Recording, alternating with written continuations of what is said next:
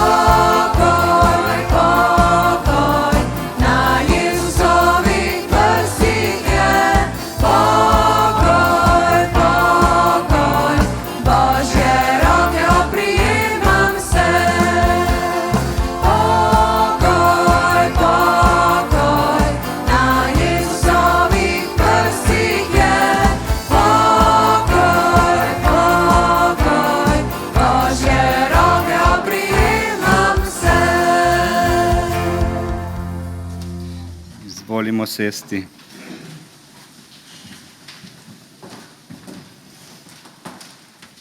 Biblično vodilo današnje nedelje je iz psalma in pravi: Blagor Gospodu, blagor narodu, ki je Gospod njegov Bog, ljudstvu, ki si ga je izbral za dediščino. Blagor narodu, ki je Gospod njegov Bog, ljudstvu, ki si ga je izbral za dediščino. Prisluhnimo poeziji iz 33. psalma. Vriskajte pravični v Gospodu, iskrenim pristaja hvala. Zahvaljujte se Gospodu s citrami, na harfo 10 strun mu igrajte. Pojte mu novo pesem, dobro igrajte ob vzklikanju. Zakaj Gospodova beseda je prava, Vse njegovo delo je v zvestobi, ljubi pravičnost in pravico. Zemlja je polna Gospodove dobrote. Z Gospodovo besedo so bila narejena nebesa, z dihom njegovih ust vsa njihova vojska. Zakaj dejal je in je nastalo, ukazal je in je stalo. Gospod podira namere narodov, zametuje načrte ljudstev. Gospodov nasvet pa ostane na veke, misli njegovega srca od roda do roda. Vabim nas k priznanju grehov. Usmiljeni Bog, zahvaljujemo se ti, da smemo pripadati tvojemu ljudstvu, kateremu namenjaš vso skrb in ljubezen. A nam je žal, da mnogokrat izbiramo svoje lastne poti, ki niso v soglasju s tvojo voljo. Tako radi iščemo izgovore in opravičila, namesto da bi sledili tvoji besedi resnice. Bojimo se, da bomo izgubili nadzor nad svojim življenjem. Težko priznamo, da smo odvisni od tvoje pomoči. Tudi svojo voljo težko podrejamo tvoji volji, ker se bojimo, da bomo izgubili svobodo. Bojimo se sramote, da bi nas prepoznali kot tvoje sledilce. Prosimo te, spremeni nas od znotraj. Prosimo te za tvoje milostno odpuščanje. Jagnje Božje, ki odvzemaš greh sveta, usmili se nas. Kristus, usmili se nas. Besede milosti in slavospev razveseljujejo našo dušo, rekoč: kakor prijetno vonjavo vas bom dobrotno sprejel. Tako se bom med vami izkazal svetega v očeh narodov. Tedaj boste spoznali, da sem jaz Gospod. Tako bom storil z vami zaradi svojega imena, govori Gospod Bog. Slava Bogu na višavah in na zemlji mir ljudem, ki so mu po volji. Amen. Vabim še k skupni molitvi. Usmiljeni in dobri Bog, hvaležni smo, ker kljub našim slabostim in zamujenim priložnostim smemo prihajati k tebi in ker nas brez naše zaslužnosti in le zaradi svoje ljubezni sprejemaš za svoje otroke. Po Jezusu Kristusu. Hvala ti, ker nas nagovarjaš kot ljubeči oče, ki opominja in svetuje s potrpežljivostjo in sočutjem. Ko nam življenje postane težko, boleče in neznosno, ko smo prizadeti in se nam prijatelji izneverijo, ko izgubljamo tiste, ki jih imamo radi, ko nam vera bledi, strah stiska srce, negotovost stre upanje, delo postane naporno in nas hromi malodušje, naj slišimo tvojo nebeško tolažbo. Hvala ti, ker si nas že pri krstu poimenoval ljubljeni. To naredi čudežno spremembo v nas. Slava Očetu in Sinu in Svetemu Duhu. Amen. V nadaljevanju bomo slišali berilo, sedaj pa zapojmo pesem, ki pravi: Postal bi rad pesem, ki tebe proslavlja.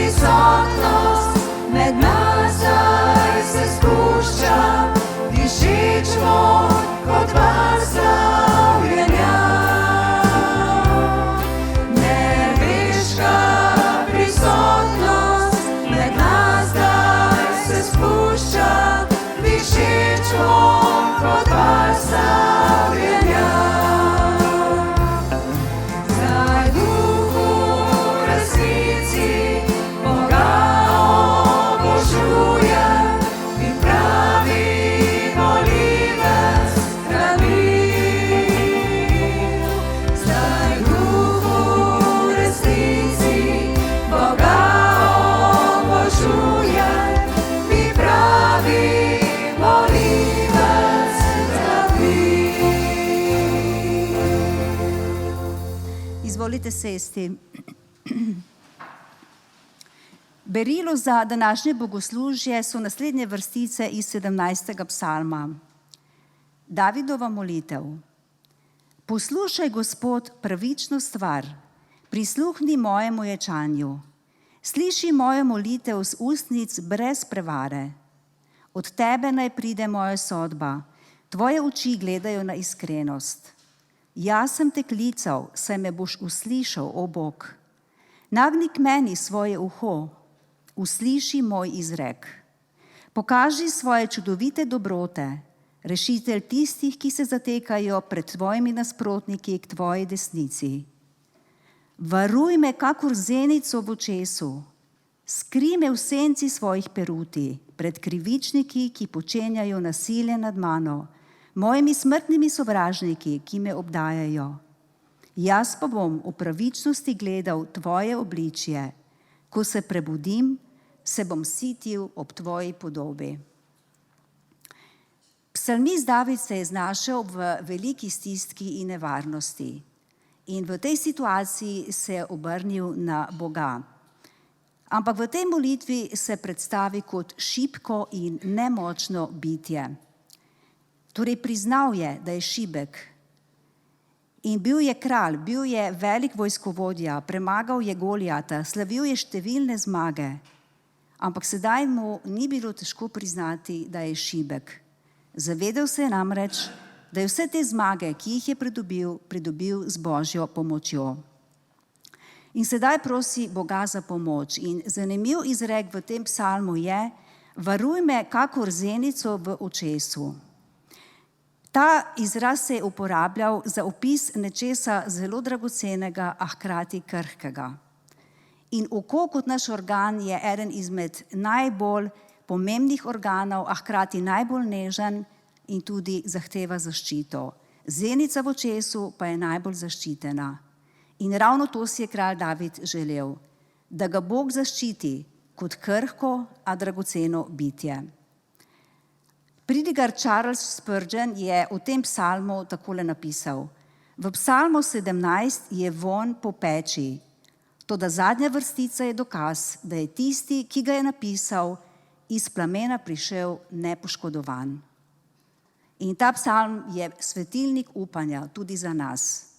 Kadarkoli se znajdemo v nevarnosti, v težkih situacijah, takrat posnemajmo Davidovo zaupanje v Boga. Kajti iz tega psalma je razvidna njegova zaščitniška narava, njegova navzočnost in zato mu lahko zaupamo v vsakem trenutku. In vabim nas, da skupaj v naslednjih trenutkih damo slavo in čast Bogu, kajti v njem je naša moč, on je naša skala, vir moči, vse, kar potrebujemo, imamo v njem.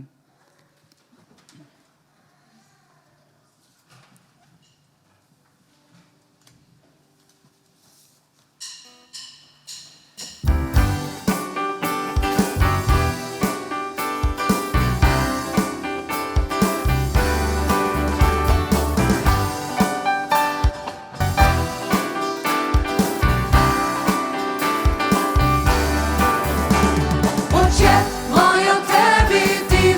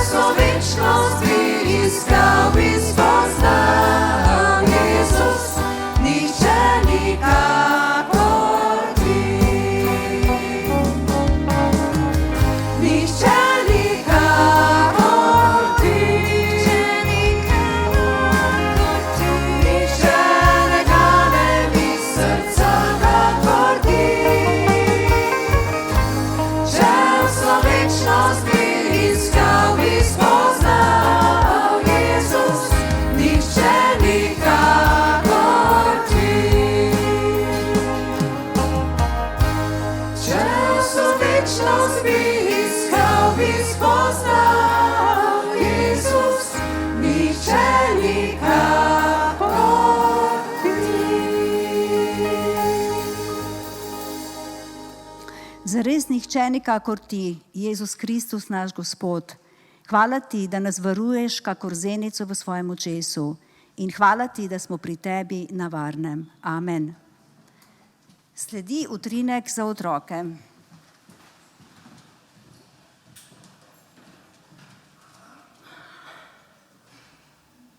Dragi otroci, vabljeni naprej. Sledi misel za vas na temo današnje biblične vrstice, ki pa je zelo težka, abstraktna. Naj jo ponovim, da osvežimo spomin na njo. In sicer smo prebrali: blagor ljudstvu, čigar Gospod je njegov Bog in je Gospod Bog njihova dediščina. Kar težke besede. Beseda dediščina je mogoče še najbolj nam razumljiva in blizu. Se strinjate? Mogoče otroci vi še niste imeli opravka z dediščino. Tudi odrasli, marsikdo še ne. Kdor je veliko na internetu in mora v službi uporabljati elektronsko pošto, pa skoraj vsak dan dobi kakšno sporočilo, da je podedoval veliko vsoto denarja od nekega bankirja v Ameriki, ki je nažalost preminul. Samo pošljemo naj podatke svojih bančnih računov in nam bodo nakazali. To je dediščina, ki pa žal ni nič na njej, kajti to so lažna sporočila, z katerih se moramo čuvati. Tako, otroci, 3 prostovoljce potrebujem.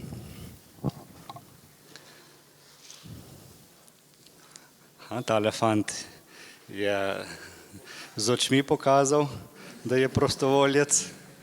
Še 2. Še kakšna punca. Aha. Super. In še zadnji prostovoljec. Aha. Tadej. Aha. Bomo Tadeju dali prednost. Samo 3 prostovoljce sem potreboval, drugič mogoče več. Dobili ste v roke magnetke. Magnetki, veste, po čem so znani? Kar povej. Magnetki in železo gre skupaj? Zelo radi se magnetki prilimajo nekaj železnega. Če greste na morje, si kupite lahko kakšen magnetek. Kako? Kovino, tako, bravo. Tako, magnetek, vsak človek ima magnetek v sebi. To je naša duša, naše srce, to smo mi. Gospod Bog, kot smo prebrali v današnjem bibličnem vodilu, pa si ga najlažje predstavljamo, našega Boga, s križem. Zakaj s križem? Tako, ker je umrl na križu, ja. Jezus Kristus je umrl na križu, zakaj? Za naše grehe, da nas odkupi, da nam pokaže Božjo ljubezen. Ampak ta Bog je kje danes? Tukaj, bravo. Bog je tukaj. Bog je tako poln ljubezni in odpuščanja, da je tukaj in kaj počne?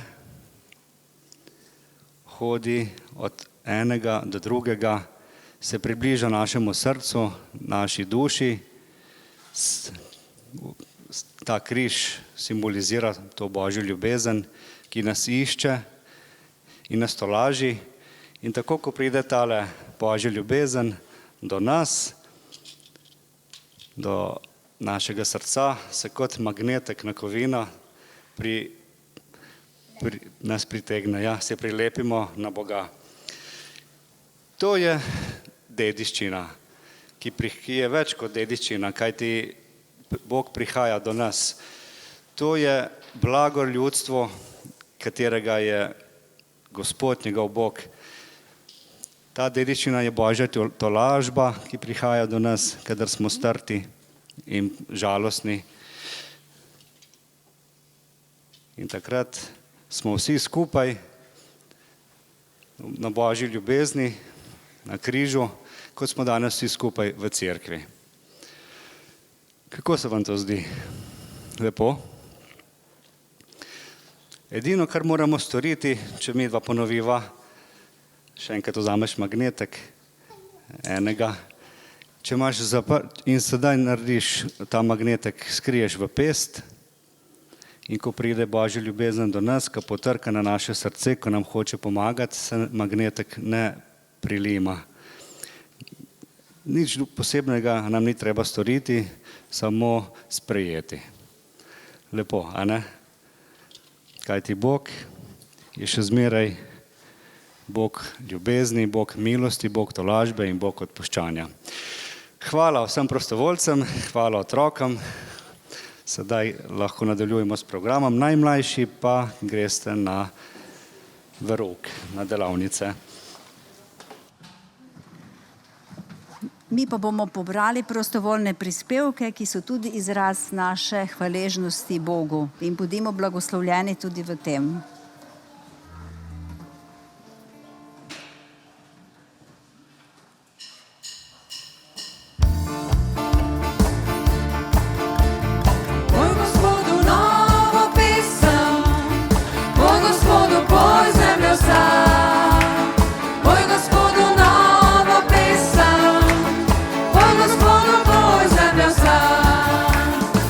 Gospodu novo pesem, moj Gospod.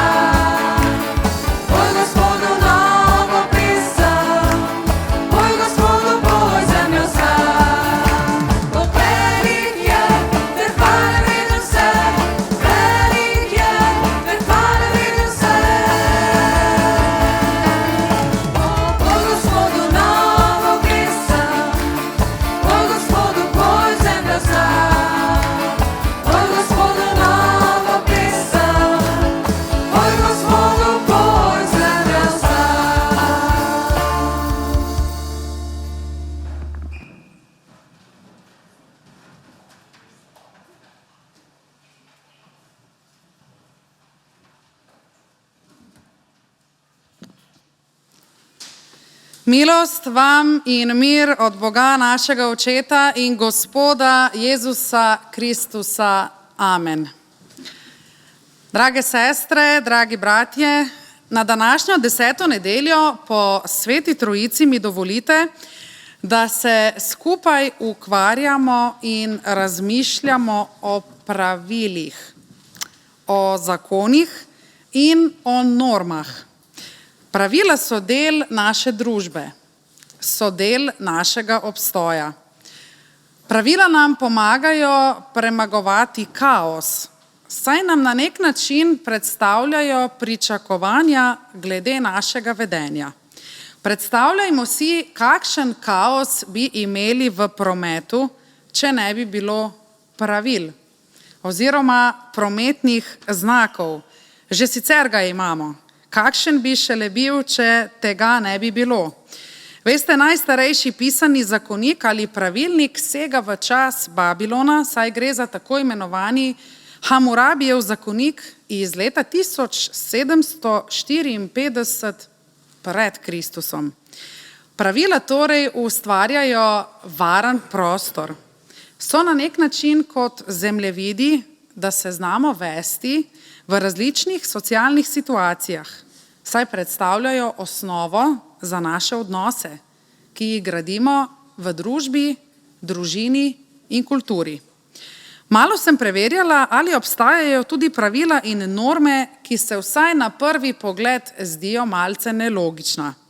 V Georgiji, v državi ZDA, je recimo prepovedano, če kokoši prečkajo cesto, pa če tudi gre za navadno kmečko pot. V Viktoriji v Avstraliji je nelegalno, če kdo, ki ni električar, zamenja doma žarnico. V Torinu v Italiji pa lastnikom psov grozi kar huda denarna kazen, če svojih psov vsaj 3-krat na dan ne sprehodijo. Ne vem sicer, kako to merijo, pa vendar. Na Škotskem obstaja en zanimiv zakon, ki vsakemu posamezniku, ki potrka na vaša vrata in prosi za stranišče, to dovoljuje in ste mu primorani odpreti vrata, mu ugoditi na njegovi prošnji, sicer lahko dobite kazen, torej če tudi posameznika ne poznate. Najbolj zanimiv, ta bo verjetno všeč ženskam, pa je tale. V Samoji je nezakonito, če pozabite na rojstni dan svoje žene. Zanimivo, kaj ne? Sedaj pa si skupaj poglejmo še en zakon. Še eno pravilo, ki pa zagotovo ni nespametno, pač pa predstavlja odgovor na številna zapletena življenjska vprašanja, med drugim tudi na vprašanje, ki je vezano na to, zakaj na svetu obstaja zlo in trpljenje, ki ga povzročamo drugim. Namreč, če bi se vsi ljudje držali tega, kar bomo v nadaljevanju prebrali, bi bil naš svet zagotovo dosti lepši. Pa vendar bomo tekom razmišljanja in današnje pridige lahko ugotovili, da je prebrani zakon oziroma pravilo vsaj do neke mere izboljšal naš svet. Ustanimo sedaj k poslušanju Božje besede in sicer bomo brali iz Evangelija po Marku, 12. poglavje, od 28. do 34. vrstice sledeče. Največja zapoved. Eden izmed pismoukov je slišal, kako razpravljajo, in videl, da jim je Jezus dobro odgovoril. Pristopil je in ga vprašal, katera je prva od vseh zapovedi? Jezus je odgovoril, prva je, poslušaj, Izrael, Gospod, naš Bog, je edini Gospod. Ljubi Gospoda svojega Boga iz vsega srca, iz vse duše, z vsem mišljenjem in z vso močjo. Druga pa je tale, ljubi svojega bližnjega, kakor samega sebe. Večja od teh dveh ni nobena druga zapoved. Pismouk mu je rekel, dobro, učitelj, resnico si povedal. On je edini in ni drugega razen njega. In ljubiti njega iz vsega srca, z vsem umevanjem in z vso močjo, ter ljubiti bližnjega, kakor samega sebe, je več kakor vse žgalne daritve in žrtve. Ko je Jezus videl, da je pametno odgovoril, mu je rekel: nisi daleč od Božjega kraljestva. In nihče si ga ni drznil še kaj vprašati. Amen. Hvala Bogu za njegovo sveto, neminljivo in resnično besedo. Dragi zbrani, prebrani odlomek govori o največji zapovedi. Pravzaprav gre za kovanec z dvema medaljama, z dvema stranema. Pomislimo na svoje življenje. Katero pravilo, katera norma je za nas najpomembnejša? Od katerega pravila nikakor ne bi mogli odstopiti? Kaj za nas osebno predstavlja največji moralni zakon? Kaj je tisto, kar usmerja in vodi naše vedenje? Včasih si postavljamo pravila, ki so povsem brezplodna, ki nimajo jasne osnove. Veste, zelo podobno je bilo tudi v Jezusovih časih. Zato ne čudi, da se Jezus, ko postavi to tezo o največji zapovedi, na nek način vsemu temu zoperstavi. Ne čudi tudi, da prekinja takšne brezplodne razprave, strokovne in laične diskusije in v človekov svet norih, pravzaprav proč od človeka usmerjenih pravil, nazaj vnaša Božji red. Poglejmo sedaj ozadje in kontekst prebranega odlomka. Danes se bomo ukvarjali predvsem z eno osebo, ki je tukaj omenjena.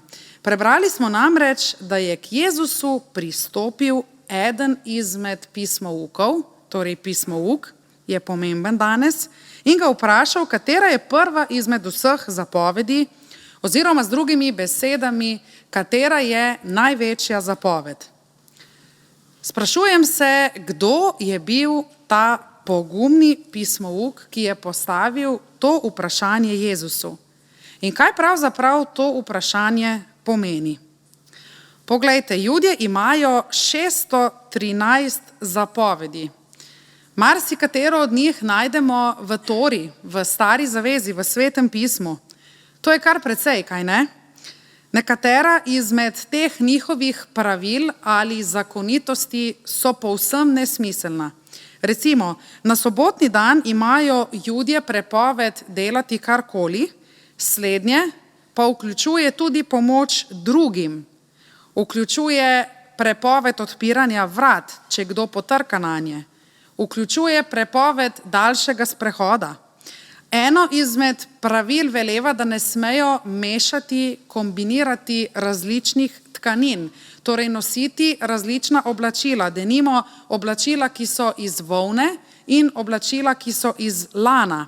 Imajo tudi pravila, da se ne smejo dotikati tistih, ki so ne samo bolni, pač pa hudo bolni, torej na smrt bolni, saj se bojijo, da bi se s tem dotikom onečastili. Nekje sem prebrala, da je nedolgo nazaj pred kratkim umrlo 7 otrok, ravno zaradi upoštevanja teh nepomembnih pravil glede takšnega spoštovanja sobotnega dne. Torej, če pomislimo na vseh 613 pravil in zapovedi, potem v bistvu pismouk Jezusa sprašuje: dobro, Jezus, povej mi, katero izmed vseh teh 613 pravil je torej najpomembnejše, je največje. Morda je bil ta pismouk polovico svojega življenja fokusiran na pravilo, na primer številka 572. Potem pa se mu je v življenju nekaj zgodilo, pa se je prestavil na pravilo 602. Potem se je spomnil, da je zelo pametno upoštevati tudi pravilo 3. Njegova mama je dajala večji poudarek pravilu številka 20, njegov oče pa večji poudarek pravilu številka 384. A kaj, ko ga je njegov duhovnik učil, da je najpomembnejše pravilo številka 407. Kakšna zmešnjava. Si predstavljamo kaos v njegovi glavi? Komu naj sledi? Komu naj verjame? Za nameček pa nam grški izvirnik pove še nekaj. Kdo je bil ta pismouk? Kakšna je bila njegova osnovna izobrazba? V bistvu je bil pismouk pravnik, strokovnjak, ki se je ukvarjal z judovsko zakonodajo. Pa ne samo, da je bil pravnik. Veste, če bi danes prevedli njegovo pozicijo oziroma njegov naziv, potem bi rekli, da je bil ustavni sodnik, doktor pravnih znanosti, pravnik, ki se je ukvarjal s človekovimi pravicami. Odlično je poznal pravo, odlično je poznal judovsko zakonodajo, saj je bil eden izmed največjih pravnih strokovnjakov tistega časa, ki pa kar naenkrat podvomi v svojo stroko, podvomi v vse, kar je do sedaj v življenju počel. S tem seveda podvomi tudi v svojo identiteto. V poplavi lastnih dvomov, vprašanj, zmede, kaosa, ki ga ta pravila ustvarjajo v njegovi glavi, se po pomoč obrne na tesarja Jezusa, ki vsaj navidezno o pravu nima kaj dosti pojma, kaj ne? Toda naš pismouk se je izgubil v poplavi svojih misli, stanj, nenapisanih pravil, tako utrujen od moraliziranja, od iskanja pik in vejic, od samopravičnosti, od konstantnega ugajanja drugim, sledenja pravilom, ki so itak nekoristna, se odloči, da bo odložil svojo sodniško togo in vpraša za pomoč Jezusa. Zakaj je to storil? Ker je bil edini pismouk v celotnem svetem pismu, ki je v Jezusu videl Boga, pravega zakonodajalca. Si predstavljate, kako pogumen je bil ta človek? Iz konteksta Markovega evangelija namreč vemo, da to ni bil nek tih razgovor tam nekje za 4 zidovi, pač pa je šlo za odprto diskusijo na trgu, kjer je bilo prisotnih veliko ljudi. Vemo namreč, da so to njegovo vprašanje slišali tudi njegovi drugi kolegi, pismouki, njegovi stanovski kolegi, pravniki. Tam je stala množica, ki je prisluškovala in vlekla na ušesa, kaj se pogovarjajo, kaj šele učenci, ki so bili verjetno povsem skeptični do pismoukov in so se zelo bali njihovih spletkarskih vprašanj. Toda omenjeni pismouk, za katerega se po tradiciji smatra, da je bil Berejec, da je prihajal iz mesta Bereja, ki ga Sveto pismo sicer imenuje tudi Beroja, to vidimo v apostolskih delih, to je današnja severna Grčija, je ta pismouk zelo velik poudarek dajal apologetiki, preučevanju Tore, hkrati pa si je želel slišati tudi resnico o Jezusu. Zoperstavil se je vsem in dokazal, da je izjema, ki potrjuje pravilo. Zavedal se je, da ga bodo vsi njegovi kolegi pismouki, saduceji, farizeji, starešine in duhovniki zasovražili. Kajti vsi oni so Jezusu postavljali težka in neugodna vprašanja. On pa Jezusa naslovi z učitelj. Danes bi rekli ustavni sodnik, doktor pravnih ved, pravnik, ki je zelo dobro seznanjen z ustavo, z zakonom, lahko bi rekli tudi s pravili, s postavo, Jezusa tesarja imenuje z učitelj. Na kar sledi vprašanje, ki nikakor ni cinično. Učitelj, povej mi, katera je največja zapoved? Pravzaprav je to vprašanje odraz človeka, ki je v poplavi nelogičnih, neživljenjskih in proč od človeka usmerjenih pravil izgubil sebe. Skuša si pridobiti nazaj svojo identiteto, pognati korenine, skuša se razumeti, kdo on je. Zato Jezusa vpraša, povej mi, učitelj, katera je najpomembnejša zapoved ali kaj naj storim, da bom razumel, kdo sem, komu pripadam, koga moram poslušati. Poglejmo, kako se Jezus odzove na njegovo vprašanje. Odreagira zelo pedagoško, z odlično retoriko in ogromnim usmiljenjem. Še preden mu odgovori na njegovo vprašanje, prične citirati tako imenovano šema molitev ali poslušaj Izrael, Gospod naš Bog je edini Gospod. Zakaj to stori? ker s tem pritegne njegovo pozornost, s tem ga spomni na mejnike judovske zgodovine, kulture, s tem mu pokaže, da ima vso pravico biti Jud, pismouk, pravnik, če hočete, ustavni sodnik, torej vse to, kar počne, vrne ga nazaj k njegovi osnovi, vrne ga nazaj k njegovim koreninam. Na to Jezus citira besede, ki so zapisane v 5. Mojzesovi knjigi in v 3. Mojzesovi knjigi, ko citira o tem, da je potrebno ljubiti Boga z vsem srcem, to sicer doda, predvsem pa z vso dušo in mišljenjem in močjo. Zakaj to Jezus stori? Ker s tem pohvali njegovo znanje, pohvali njegov trud, njegovo dolgoletno preučevanje judovske zakonodaje, da mu do znanja, da z njim ni nič narobe, potem pa ga usmeri še na nekaj novega. Suhoparni zakon pravil prične spreminjati v novo relacijsko, torej odnosno etiko.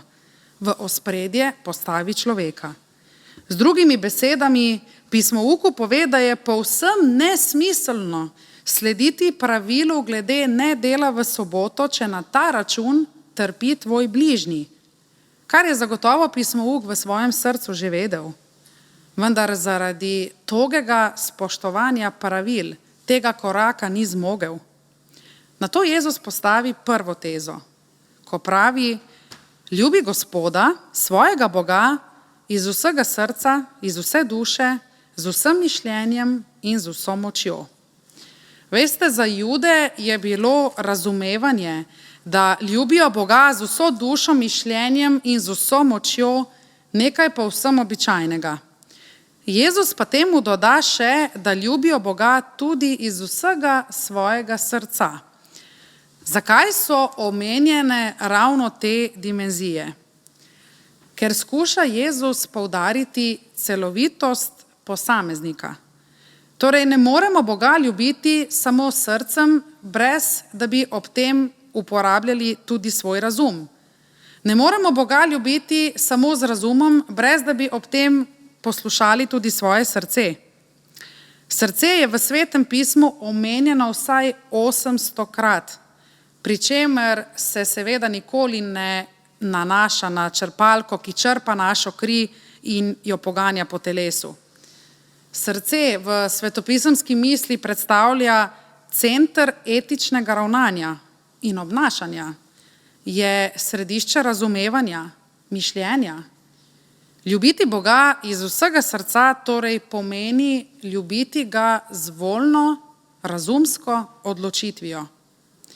Potem imamo navedbo, da je potrebno Boga ljubiti z vso dušo. Veste, duša se etimološko nanaša na direkten rezultat tega, ko beremo na začetnih straneh Svetega pisma, da Bog dahne svoj dih ob stvarjenju človeštva. Duša je torej vitalna sila, ki simbolizira dihanje, kisik, ki ga potrebujemo. Simbolizira našo motivacijo in voljo, ki jo imamo do Boga, da vztrajamo v ljubezni. Torej, ljubiti Boga z vso dušo pomeni predati svoje življenje Bogu, se mu zaupati. Izvirnik pravi, dobesedno mu zlesti v naročje in mu dovoliti, da on, torej da ta dih, ki je v nas, usmerja naše vedenje. Navedeno je tudi, da je Boga potrebno ljubiti z vsem mišljenjem. Mišljenje se seveda nanaša na naše intelektualne razumske zmožnosti, na razumevanje, na uvid, na logično zaključevanje.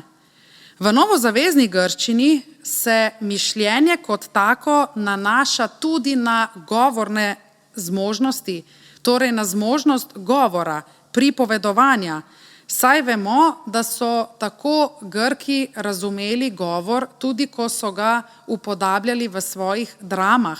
Za Grke je bilo namreč značilno, da so mišljenje povezovali z govorom, ki se je izvajal v dramskih delih. Torej, ljubiti Boga z vsem mišljenjem pomeni, da zmorem na glas o tem tudi govoriti, to tudi priznati, torej povedati, kaj mi odnos z Bogom pomeni. To pomeni, da ljubim Boga, ni zgolj in samo slepo sledenje, pač pa vključuje tudi racionalne in razumske odločitve.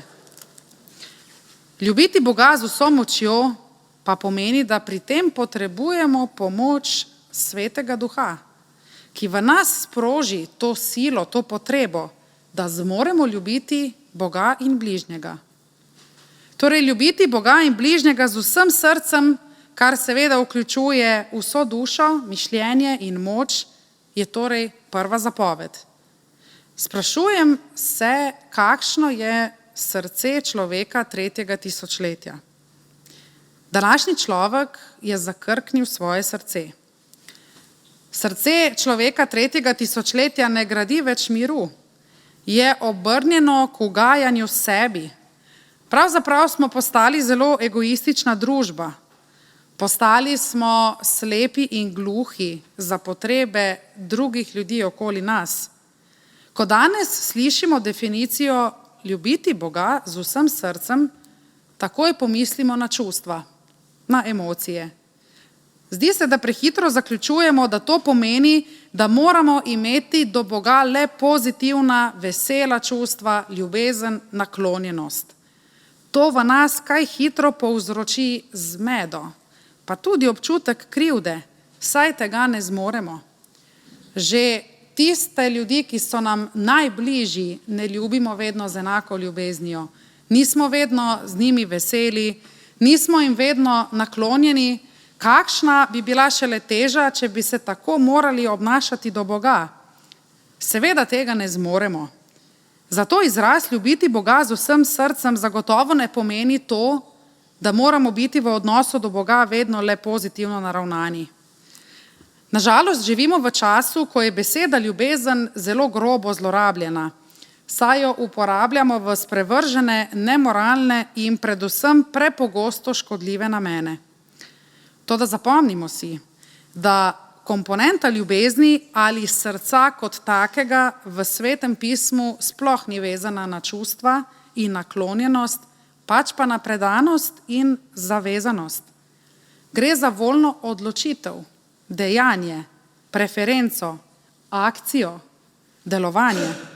Ljubiti Boga s celim srcem pomeni, da Bogu predamo vse. Srce namreč simbolizira sedež našega značaja, naše ustvarjalnosti. Ljubiti Boga s celim srcem pomeni, da ga ljubimo z vsem, kar imamo, z vsem, kar smo. Pismo Uk je to zelo dobro razumel. Prišel je k Jezusu s celim srcem. Pravzaprav je postal boljši učenec od Jezusovih učencev. Evangelist Marko je namreč skozi celoten evangelij precej kritičen do Jezusovih učencev, saj smatra, da ga ne ljubijo z vsem srcem. Dosti bolj ljubijo sebe in iščejo svoj prestiž. Pismo Uk se v tem bolje odreže. Pa ne samo on, pravzaprav se bolje v Markovem evangeliju odrežejo tudi prijatelji, ki paraliziranega človeka pripeljejo k Jezusu skozi streho, pa genezareški obsedenec, ki prosi za pomoč, pa ženska, ki prinese alabasterno posodo. Sedaj pa imamo tu še pismo Uka, ustavnega sodnika, doktorja prava, ki pride k Jezusu z vprašanjem, ki nikakor ni cinično, pač pa življenjsko pomembnim vprašanjem, da najde odgovor, na katerem bo lahko gradil svoje življenje. Spominjam se razprave med duhovniki, ki so se pogovarjali o tem, kakšnim vernikom pridigajo. Razprava je tekla ravno na to temo, kaj pomeni, da vernik ljubi Boga z vsem srcem. Večina duhovnikov se je strinjala, da gre predvsem za tiste vernike, ki prihajajo ob nedeljah v cerkev, ki vestno služijo drugim, ki so predani, ki živijo moralno, ki spoštujejo krščanske vrednote. Neka duhovnica pa je hudomušno pripomnila in dejala: ob nedeljah pridigam 3 različnim ljudem. Zmedenim, ranjenim in tistim, ki so pač vedno tam nekje. Zmedeni so tisti, ki so krščeni, konfirmirani in se pojavijo le nekajkrat na leto. Poznajo osnove krščanskega nauka, kot so odrešenje, vstajenje, kot so večno življenje, vendar jim manjka osebna izkušnja. Niso ravno prepričani, zakaj sedijo v cerkvi. Ranjeni so tisti, ki so ravnokar izvedeli za slabo novico, ki jim je na glavo obrnila njihovo življenje. Tisti, ki pač so vedno tam nekje, pa so verniki, ki že leta prihajajo v cerkev, vendar se pogosto počutijo, kot da za njih velja tisti rek, češ, če stojiš v garaži, še nujno ne postaneš avto.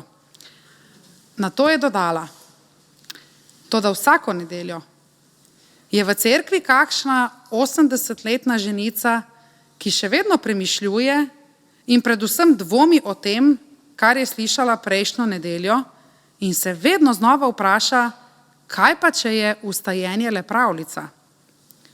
Vsako nedeljo je v cerkvi tudi kak mlad možakar, ki se bori s svojo odvisnostjo od drog, telefonov, pornografije, seksa, odnosov, napačnih odločitev in razmišlja, kako bi bilo njegovim prijateljem in družini itak lažje, če ga ne bi bilo več na svetu. Tam med cerkvenimi klopmi pa se najde tudi kak par, mama in oče, ki razmišljata in si želita, da bi vedela kaj več o veri, da bi o tem znala poučiti svojega majhnega otroka, ki ga držita v rokah. Vidite, točno ti ljudje, takšni kot so, ljubijo Boga z vsem svojim srcem, saj ga ljubijo tudi s svojimi dvomi, svojimi skrbmi, svojo žalostjo, veseljem, upanjem, odločitvijo, torej z vsem. Jezus nadaljuje svojo pedagogiko in pravi, da druga zapoved veleva: ljubi svojega bližnjega kakor samega sebe. Na to zaključi: večja od teh dveh ni nobena druga zapoved. Tudi na tem mestu se lahko vprašamo, kaj pomeni ljubiti bližnjega, kaj to pravzaprav pomeni. Pogosto mislimo, da ta zapoved od nas pričakuje, da moramo do bližnjih, tudi do tistih, ki nam niso ravno všeč, nekaj čutiti in biti naklonjeni, vendar se tudi v tem kontekstu beseda ljubezen ne nanaša na čustvo, pač pa se nanaša na to, da bližnjega obravnavamo pravično in pošteno, kot bi ravnali z nekom, ki ga imamo radi. Torej, ljubiti bližnjega kakor samega sebe pomeni, da vsakega človeka obravnavamo pošteno, pravično, kot bi obravnavali tiste, ki so nam blizu. Kdo pa je moj bližnji? V Lukovem evangeliju vidimo, da isti pismouk Jezusa sprašuje identično isto vprašanje, pri čemer mu Jezus postreže še s priliko o usmiljenem Samarjanu, kjer se izkaže, da je najbolj usmiljen do ubogega človeka ravno Samarjan. Bližnji je torej vsak, ki mi je podoben, ki si z mano deli zakonitosti razvoja, ki si z mano deli človeško podobnost. Je torej vsak človek, ki pripada človeški vrsti. Ljubiti drugega kakor samega sebe pomeni sprejemati tiste, ki drugače mislijo, razmišljajo in delujejo, torej ki so drugačni kot sem jaz. Ljubiti bližnjega kakor samega sebe pomeni ljubiti vse človeštvo. To vključuje tudi naše sovražnike, pri čemer seveda to ne pomeni, da moramo imeti pozitivna čustva in naklonjenost do njih. Kakšen zločin strani Boga bi bil, če bi od nas zahteval, da moramo ljubiti enako vse tiste, ki nam delajo krivico. Ljubiti bližnjega pomeni posnemati Boga v tem, da potrebe drugih ljudi jemljemo resno in se nanje odzovemo. Pomislimo, če bi bil sovražnik nekdo, ki je naš sovražnik, ki nam je storil krivico v smrtni nevarnosti, ali bi mu pomagali? Če razumemo pravilo, kaj pomeni ljubiti bližnjega, bi mu zagotovo pomagali. To seveda ne pomeni, da bomo sedaj tega človeka ljubili z isto ljubeznijo, kot ljubimo svojega otroka, vendar se bomo odzvali na njegove potrebe. Tako kot to vidimo v priliki o usmiljenem Samarjanu. Ta je namreč videl potrebo svojega bližnjega, Dejansko se je na njo odzval, resno jo je vzel. Če se torej sprašujemo, kaj pomeni ljubiti svojega bližnjega kakor samega sebe, to pomeni, da se odzivamo na potrebe drugih ljudi. Danes namreč precej časa porabimo za zadovoljevanje lastnih potreb. V tedanjem mediteranskem svetu je identiteta posameznih skupin ljudi temeljila na časti, slavi in statusu, precej podobno kot je tudi danes tukaj. Toda ljubezen je pomenila zvestobo, lojalnost tistim, ki so vključeni v neko socialno skupino. Vključevala je dolžnosti in pravice. Torej, če je človek vključen v Božjo družino, k Bogu, potem to vključuje tudi njegovo dolžnost, da poskrbi za potrebe drugih, potrebe bližnjih. Jezus pravi, da Boga ne moremo ljubiti, če ne ljubimo svojih bližnjih. Postavi torej vertikalno in horizontalno stran tega pravila. Pravzaprav tudi Bog do nas kaže svojo ljubezen na način, da skrbi za uboge, poskrbi za tiste, ki so brez doma, oblači nage, kot vidimo, nahrani lačne. Enako moramo delati tudi mi, saj pravi, lačen sem bil in ste mi dali jesti, žejen sem bil in ste mi dali piti, nag sem bil in ste me oblekli. Prvo zapoved, dragi zbrani, je nemogoče izpolniti, brez da bi izpolnili drugo. Ljubiti bližnjega je torej ključ, da lahko ljubimo Boga. Ugledni pravnik in pismouk je razumel, o čem Jezus govori. Zato je Jezusu odgovoril: dobro, učitelj, resnico si povedal. In potem povzame seveda s pravniškim jezikom. On, torej Bog, je edini in ni drugega razen njega. In ljubiti njega iz vsega srca, z vsem umevanjem in z vso močjo, na kar doda, ter ljubiti bližnjega kakor samega sebe, je več kot vse žgalne daritve in žrtve. Torej je več kot vsa nespametna pravila, ki jih pišejo človeške roke in so obrnjena proč od ljubezni do sočloveka. Ljubezen, pa ne ljubezen kot čustvo, pač pa ljubezen, ki vključuje voljno odločitev, je namreč merilo. Zato tudi ne čudi, da Jezus pogovor z njim zaključi, ko pravi: nisi daleč od Božjega kraljestva, kar je pohvala in pomeni, da je pismouk blizu Jezusu, da je blizu Bogu. Ljubi Boga in ljubi bližnjega sta zapovedi, ki ena brez druge ne funkcionirata. Sta kot vesli, ki poganjata naš življenjski čoln. Če uporabljamo samo eno veslo, se bomo vrteli v krogu.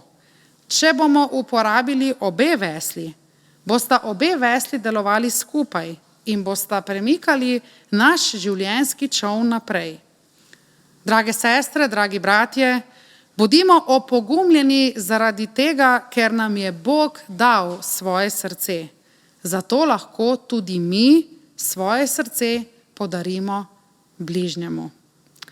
In mir Božji, ki presega ves razum ljudski, naj varuje vaša srca in vaše misli v Jezusu Kristusu, našem Gospodu. Amen. Molimo. O Bog, zahvaljujemo se ti, ker nas svojo besedo učiš, da lahko prihajamo bližje k tebi. Hvala, ker si nam dal najboljši izgled ljubezni. Hvala, ker nas osvobajaš vseh nepotrebnih človeških pravil, ki niso usmerjena k bližnjim, in hvala, ker nam daješ svobodo. Hvala za priliko, da lahko ljubimo tebe in bližnje, da imamo možnost to izkusiti. Daj, da bi se zmogli zbližati s svojimi bližnjimi, da bi v svojem življenju znali veslati z obema vesloma. Amen. In zaključna pesem govori o tem, da bi bili vsi eno, torej Oče združi nas, kar pomeni, da bi ljubili drug drugega in Boga.